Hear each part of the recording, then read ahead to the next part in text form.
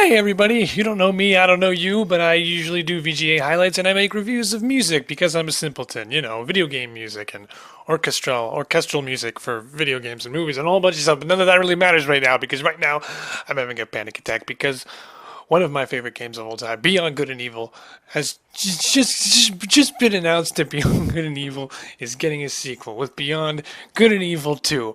I was expecting it and I wasn't expecting it because I knew when Ubisoft revealed this it would be with a lie. They would lie and say, well, it's not going to show it. We're going to show it at Gamescom, and then bam, they show it at E3. I knew it. And then I've been waiting. I've been counting on them to lie and reveal it. I knew that was the only way that the sequel was going to be announced, and that is exactly what they did. And yet it still fooled me because the conference just went on. It was fun at the beginning for Ubisoft. They had Mario and Rabbids up there, whatever. It's a colorful, fun-looking game. That's awesome. And then it just went into the doldrums. Cars, bros with shotguns and hats and 5 o'clock shadow drinking beer and shooting each other, and it's original, fun, creative. Oh, that's what all our millions of dollars are going to.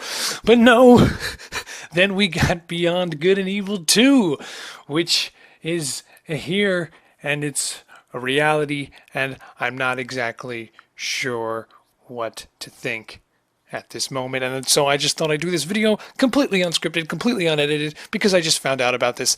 But okay, so as much as I want to be excited for this, and I am excited, I'm thrilled. This is crazy. Like I said, despite predicting that this would happen and also being caught off guard at the same time, this is I still expected to be way more excited than I am excited. But I'm panicking right now. I think I said earlier that I was panicking, and I am, and I'm confused. I'm worried. So I thought I'd make this something. This video would be a panic rant. So there you go. I hope you enjoy it. Because I'm really worried right now. I'm really frightened because from what we saw in the trailer, it didn't really speak Beyond Good and Evil to me. I knew it was going to be different. I always knew that it was going to stray a little bit from what the original was. You would have to expect that after all this time. But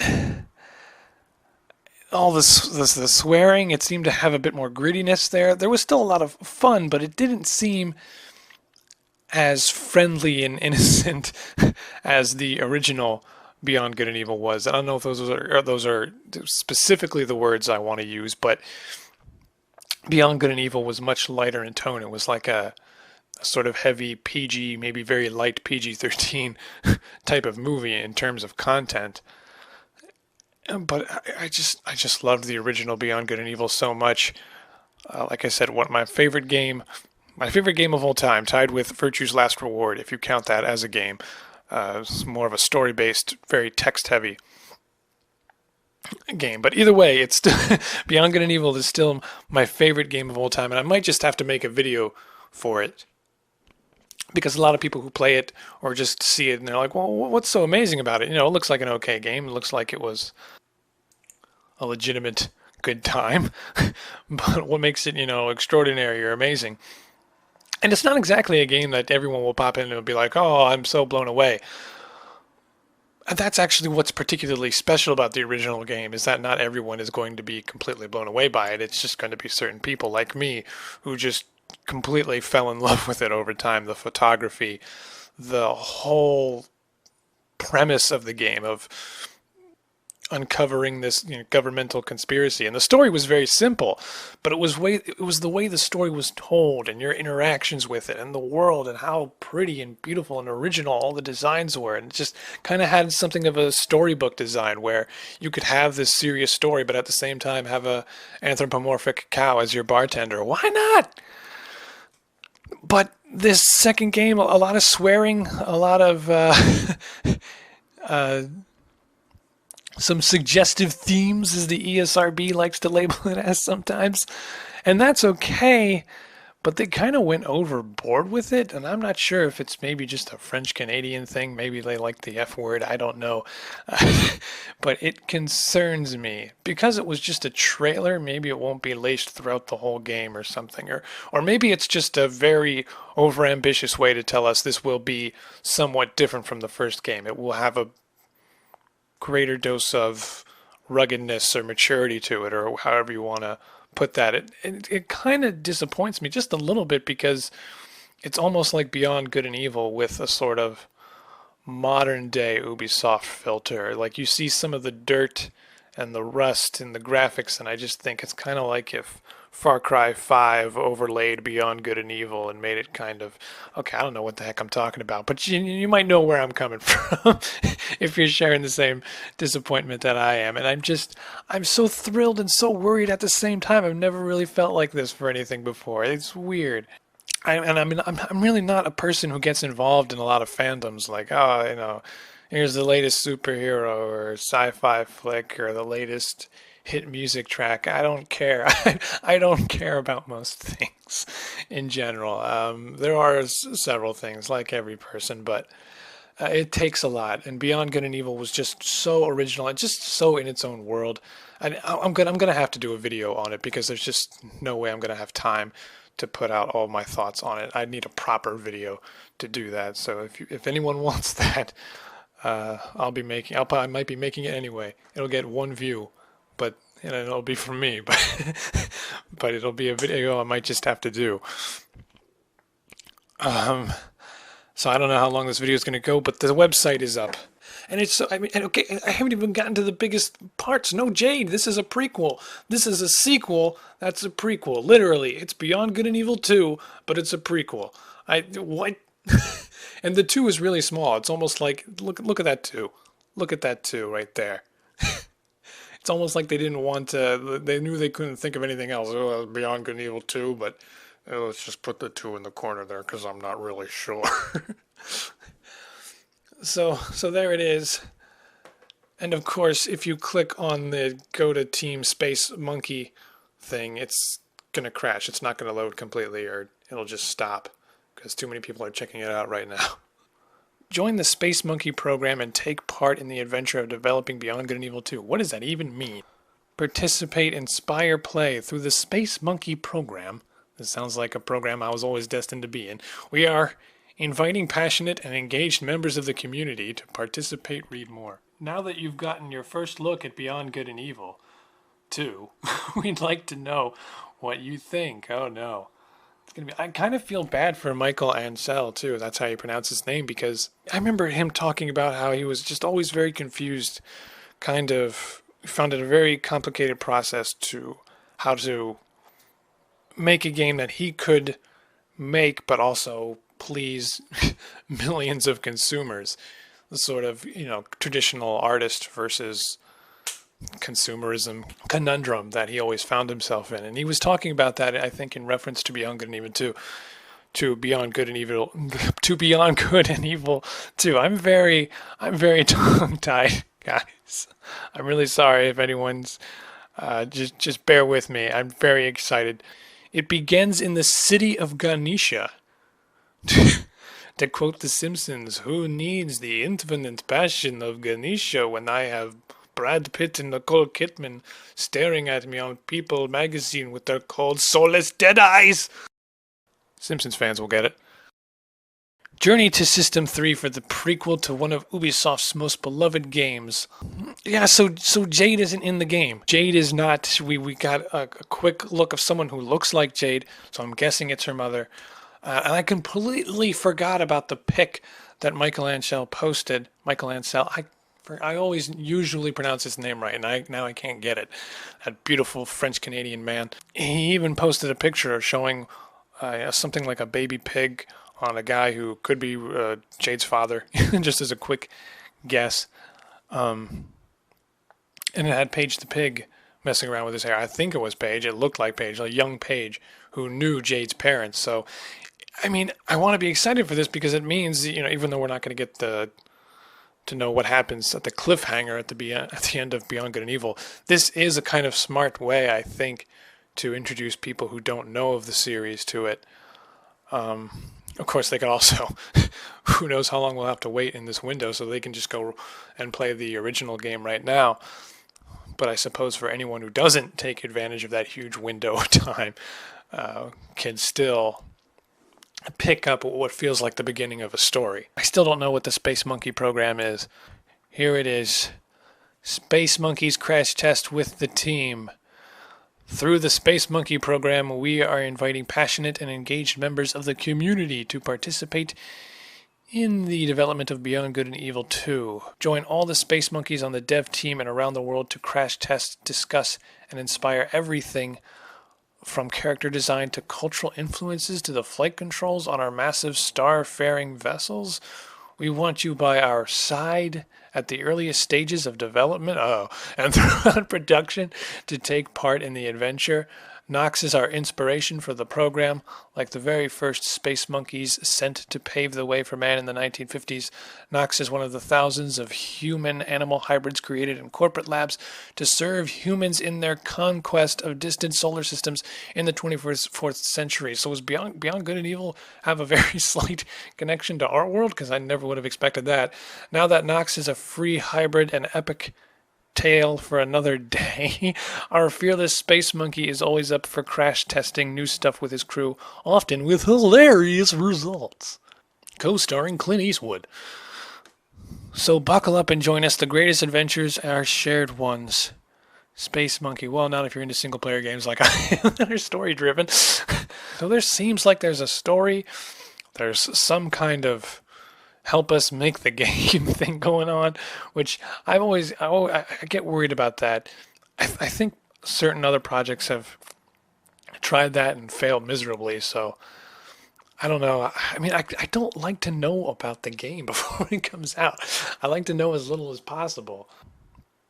So I also didn't like Nox, if I'm going to be very blunt with what we saw, if I'm going to be very truthful and honest. I didn't like what we saw of Nox in the trailer, who I'm guessing is this monkey character that we saw, who even has the Space Monkey logo, the Space Monkey program logo on his shirt. So this is also, I thought Beyond Good and Evil was just a completely different world, had nothing to do with the real world, but apparently that's how anthropomorphic animals got started, if this paragraph is to be believed. Who knows? It could just be a little thing, a joke tale, who knows? Can they explain the cow bartender from the first game? Did they send a cow in space eventually? I don't know. I mean, I really loved the first game. The premise, the way, like I said, it was a simple story, but the way it was told was beautiful. I remember I wrote an article on a video game website for it once, and my basic sentiment was, the sequel may not exactly be like the first game, but it at least deserves a sequel. And so it's finally gotten that sequel. I'm very happy. I'm really not sure what to think. It's going to be a prequel, so I'm guessing we're going to find out a lot about Jade's parents. I kind of liked the mystery, though, also in the first game, of what the story was before everything. And a prequel's going to will just kind of spoil all of that, and if we had another game after that, it would lose a lot of the mystery. That was another thing that was great about Beyond Good and Evil, is even after you finished it and saw everything, it still had a charm about it, because it was still mysterious, it was still weird, it was still different from everything else. Now the summary is: journey to System 3 for the prequel to one of Ubisoft's most beloved games. Fight alongside unforgettable characters in a stunning new solar system as you struggle for freedom and the right to determine your own fate among the stars. Your own fate. So, I mean, maybe we play as multiple characters, so that they just use the royal your, or you have a customizable character. And that might not be so bad either way. I mean, it would be awesome if you just play as a bunch of the different characters. But even if you just do a sort of blank slate kind of customizable character, that might be fine, because even if you don't care about your own person, it's everything else around you that always mattered most. Play the adventure by yourself or with friends in a vast and seamless online playground. So are they talking about the game itself, or another mode where you can jump in and jump out or something? Is it just going to be some kind of some kind of semi MMO or thing. I really don't want it to be that. I mean, I am not an online gamer, people. I don't really care about playing against other people. It's fun, but it also always just feels shallow to me. I want a story. I want characters. I want memorable designs and things I can talk about. And you can do that, we know, with certain other video games that are more about online competition and other stuff where you talk about, man, wasn't that cool when this happened and stuff like that. But it's just completely different from games like this, where you just play on your own and it's just an amazing experience and you're really glad you experienced it. And I miss those kinds of video games. But like I said, I didn't like Notch or Knock or whatever his name is, the monkey character. He seems kind of weird. He seems kind of like a Michelangelo version of a monkey. Only he's not Michelangelo, and that's a big problem. And he's also chucking out F words, and I didn't really like that. I did like the look of all the other characters, though. I liked the lady who was driving the monkey on the hover bike. She has a really cool character design. I'm looking at it right now. She has something on the side of her face. I can't tell if it's scars like a wound or if it's a tattoo, but it's a really cool design. And then we have a pig with a very long beard or mustache. I don't know what you call it. Whiskers. And he said the F word a lot too. And so I'm not really, I know it's just a word, but it's amazing how a word like that affects the whole tone of something. And it can still have a very funness to it. But yeah, man, that just really bogged it down. It was strange how sudden that was and how much they used it, the gratuitous use of the word. Hearing it once might have been okay. I might have just let that slide, but they kept using it. So I was like, what the heck? And that was the other thing. I think they did this trailer even with the intention of having you not realize right away that it was Beyond Good and Evil. So I was like, it's not, it is. And actually the live stream kind of stuttered for me. So I kind of spoiled what I was looking at a bit forward. And I was like, oh, that can't be Beyond Good and Evil. But it has to be Beyond Good and Evil.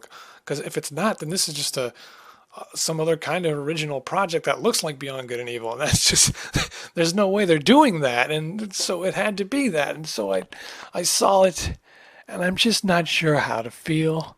I'm excited. I'm kind of holding some of my thoughts back, some of my worries, because again, going back to Ansel talking about always being kind of, I don't want to put words in his mouth because I'm really just kind of recalling this interview that he did, and I can't even remember where the interview came from. But I do remember him talking about that you just never know. You never really have a set idea about things, and he just creates what comes. He almost sort of does create what comes to mind. I mean, that's how Rayman came to be. I think he said about Rayman, it was he just wanted a character running around a colorful world, and so Rayman was created. He didn't have any I mean, it didn't seem like he had any distinct ideas right off the bat. It was sort of just a project that grew and grew and grew, and eventually they found their way. And that was the same thing with Beyond Good and Evil. Again, this is probably something I'd want to talk about later in a more succinct video, in a more carefully edited video, but when he was talking about developing Beyond Good and Evil, I mean, you can see in the original game, in the artwork and in the game itself, that they were going for something big with the original Beyond Good and Evil, and then some way through development, they kind of realized, well, we have to take a step back here, or else we're never going to be able to finish this game. And a lot of that, I think, had to do with the early era of the GameCube, PS2, and Xbox, when, especially Sony, when they were all praising, that we're going to have the highest quality graphics. And so I think when they began development on Beyond Good and Evil, they were imagining a huge sci-fi kind of epic with Beyond Good and Evil. And I think at some point midway through the development of Beyond Good and Evil, they said, well, I think that scale is too much for the amount of power that all of these systems have. So we have to kind of cut down. On our ideas, and that can always be very hard to do during development when hype has got your head soaring through the ceiling. And yet, even though that happened, they still managed to deliver something completely unforgettable. At least for me, was totally unforgettable. So I guess I'm just going to end it here, guys, because it's very hot and I'm sweating and it's just, oh man, it's big times. What does that mean? I hope you enjoyed this video. If you thought to stick around and listen to my ranting, to my panicking, it looks great. I can't wait to meet the mother of Jade because she'll probably look like just like Jade. Because I miss Jade. I miss Jade and Paige. We'll probably still get some kind of resemblance of them in this prequel. Paige will probably be a young kid maybe, and Jade's mom will just look like Jade, so we can all pretend that she is Jade. But that kind of means that we won't get to play as her. That sucks. I want to play as Jade again. But I'm excited. I'm excited. I mean, I wouldn't be this excited if it wasn't for all this. I mean, if I wasn't this panicked, and maybe it's a good thing that I'm worried because it means I care, and I'm sure many other Beyond Good and Evil fans care. I just hope there's not a whole lot of hate because I've already seen a little bit of it with people just saying, no, this is not Beyond Good and Evil. Screw this, no. I mean, I had the idea that maybe they might just clean the slate, that the first game wouldn't even matter, that they were just going to begin anew. And they kind of are because this is a prequel, but it will still be attached to that original game that I love so much. So I hope the negativity isn't too bad, or else it's going to depress Ansel and he's going to jump off a building and we're never going to get Beyond Good and Evil 2. And I'm going to have to be there to catch him when he falls. So if any of you got any negative things to say, then you're going to make me a hero, because I'm going to catch Ansel when he takes that leap because of all the work he's put into this. And everyone's just, no, I don't like this. And I can understand the worry. I can understand the concern, but this is the internet where concern and worry turns to blinding hate. But I'm excited. Was not expecting this at all. I mean, the Ubisoft conference just did what every other E3 conference does. Just kind of, here's some cars. Here's some people shooting each other. Here's some pop music that will play slow. And it's never very intriguing. Nothing ever jumps out to you and goes, hey, this looks good. It is very different from the first game. I'm sure there will be plenty of Jamaican rhinos. I'm sure we'll get to play air hockey against a shark. In fact, because we get to voice our opinion on this game, I'm pretty sure that we as a people will be able to put that into the latest Beyond Good and Evil. Please put the hockey table shark back in, along with the bartender cow and Jamaican rhinos, please. Well, that's it. That's all. And I guess there's only one thing left to say, that one day I'll be able to hear those sweet, beloved words once more. Welcome to Mama Goes! Give Mama some pearls. Take it easy, guys. I hope you liked this. This is just something I kind of had to do, so I hope you're not bothered by it. But plenty more VGA highlights, and music reviews to come. Thanks so much for watching, everybody.